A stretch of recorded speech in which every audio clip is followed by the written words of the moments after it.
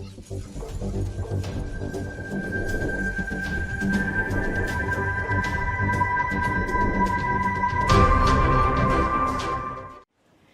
Peter Sawal, Co-Organizing Chair of Symposium. Dr. George Mui, Co-Organizing Chair of Symposium 2018. We are indeed delighted to have with us tonight the President.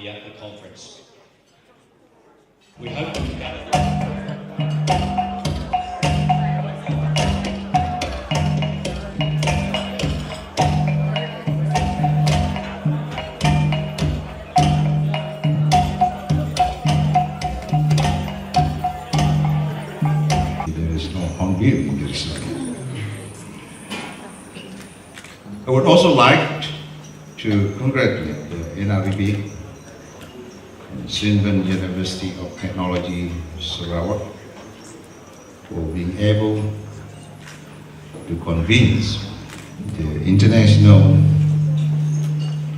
associations of impact assessment, USA, to bring this special symposium to Sarawak. This symposium provides important platform for learning, knowledge sharing, and forging partnerships for pursuing the sustainable development goals in this region. We now stand at the crossroads of human development,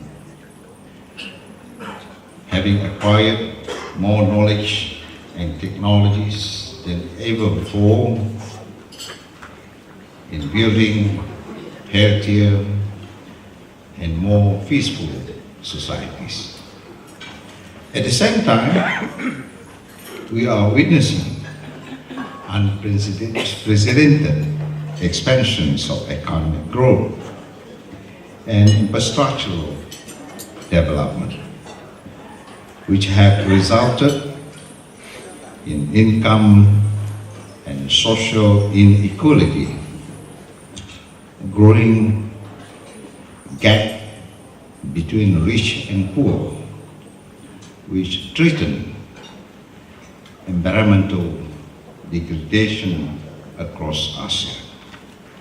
Ladies and gentlemen, like any developing countries, the state of Sarawak has a vision of transforming into a developed state with a high income economy by the year 2030.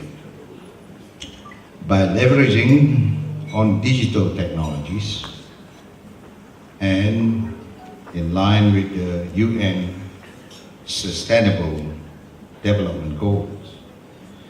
The State Development Agenda are aimed to eradicate poverty, ensuring access to opportunity and basic services for both urban and rural communities, tackling climate change at state level and transformation towards green economy by the year 2030. In other words, the state have not reneged its obligation towards environmental excellence and the conservation of biodiversity. It is for this reason that after Rio Summit in 1992, the state immediately gazetted its own environmental law, the Natural Resources and Environment, 1993, and subsequently established the Natural Resources and Environment Board in 1994. The NREB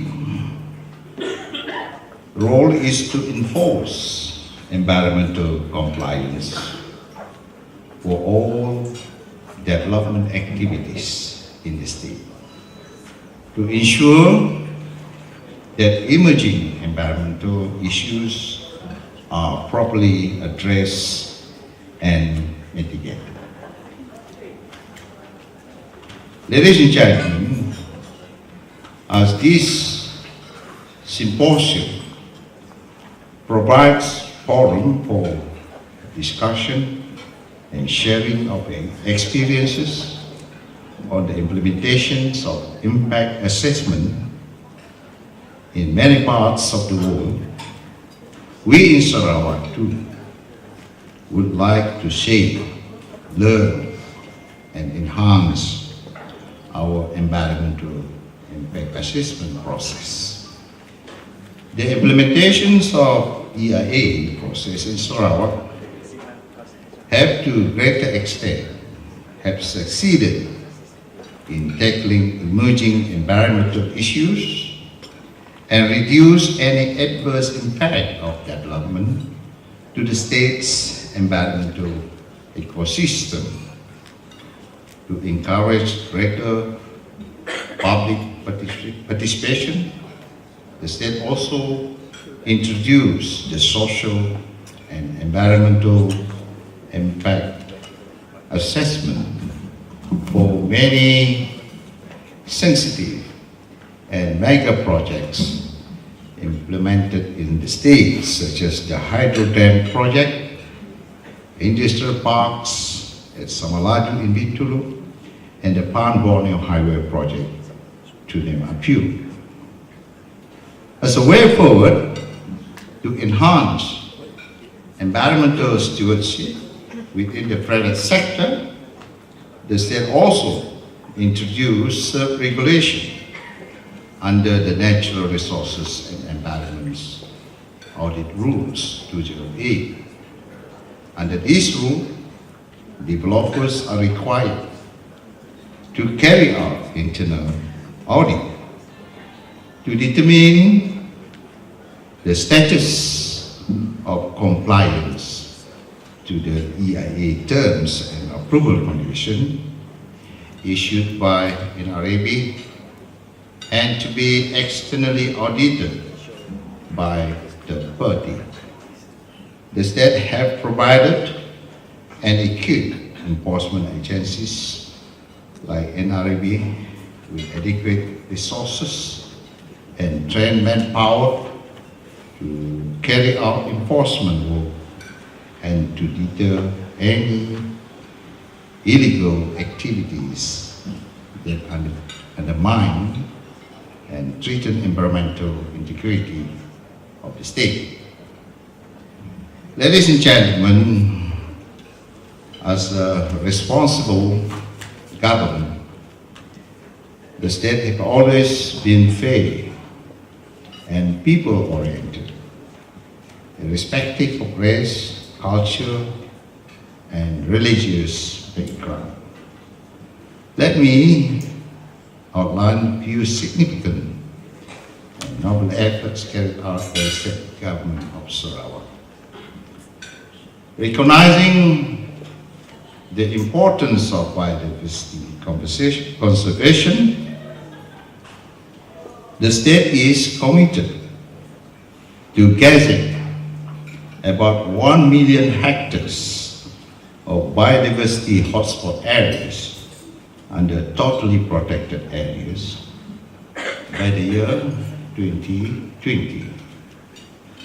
To date, more than 792,000 hectares has already been gazetted statewide, excluding territorial and aquatic ecosystem, which covered about 1.2 million hectares. Establishing the Sarawak Biodiversity Center in 1997 with the objective of initiating programs for conservation, utilization, protection, and sustainable development of biodiversity in the state. As a forestry sector has been and will continue to be one of the major development sectors for the state of Sarawak, contributing about 2.1% of our GDP. The state is committed to designate about 6 million hectares under the permanent forest estate, or PFE. Together with totally protected area, Sarawak still have more than 65% of our total land mass covered with forests. We are committed to protect water resources and to ensure equitable distributions of potable water. The state has so far gazetted 29 water catchment areas, covering an area of about 4 million hectares, and another 58 million hectares. Another 58 catchment areas, or about 4 million hectares, has been identified for future gazettement. Ladies and gentlemen, to optimize the utilization of peatland as valuable agricultural land, the state has established a tropical research peat institute, which, with the objective for scientific development, technical knowledge, and understanding on tropical peatland. The state of Sarawak is part of the Heart of Borneo initiative, where a total of 240,000 square kilometers, or about 2 million hectares of equatorial forests within Brunei, Indonesia, Malaysia, is mainly Sarawak and Sabah, will be conserved as a contiguous network of protected areas and sustainably managed forests. During the last state legislative assembly in July this year, State Legislative Assembly is our local parliament. The state government have amended the state land code to recognize natives' right to territorial domain. In addition to the existing Native Customary Right, or NCR. To date, the state government has surveyed over 2.1 million acres under the new initiative of NCR Land Perimeter Survey. It is our sincere hope that this symposium will achieve its objectives and delegate, especially local AIA practitioners, officials, and NGOs, has benefited significantly from these 2 days gathering, which include presentations of few keynote papers by renowned international practitioners, sharing of experience and innovation on impact assessment and sustainability management in advancing the sustainable development goals in your respective countries. Ladies and gentlemen, impact assessment can provide an important basis for providing both the private and the public sector the necessary tools and techniques to better engage in a more balanced and equitable development approach. To this end, we need to mobilize all stakeholders to work together, forging stronger partnerships. We need new ways of living, forging stronger partnership, coupled with stronger political will to end poverty, inequality, and injustice. Above all, we need communities that extol values of integrity, accountability, and transparency.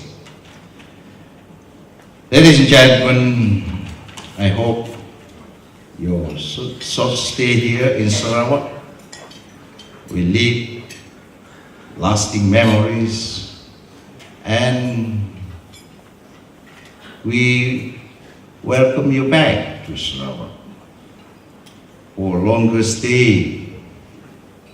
Miss Susan, this is your first time to Sarawak. I hope you will come again and stay longer. And you must enjoy our laksa Sarawak, kolok mie, and the ikan terubuk, a special fish that can only be found in Sarawak. So, I hope you all will come back again to Sarawak. Ladies and gentlemen, on this note, I hereby declare the AIA Special Symposium 2018 officially closed. Thank you very much. Thank you. He is our keynote speaker for the 2-day symposium.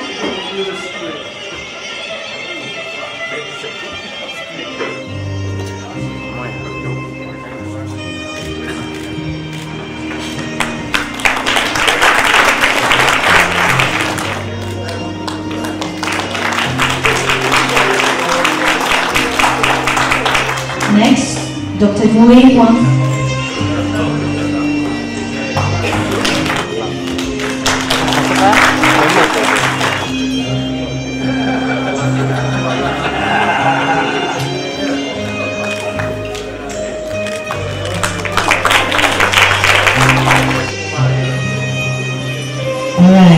Thank you, Dr. Amar, and thank you to the rest.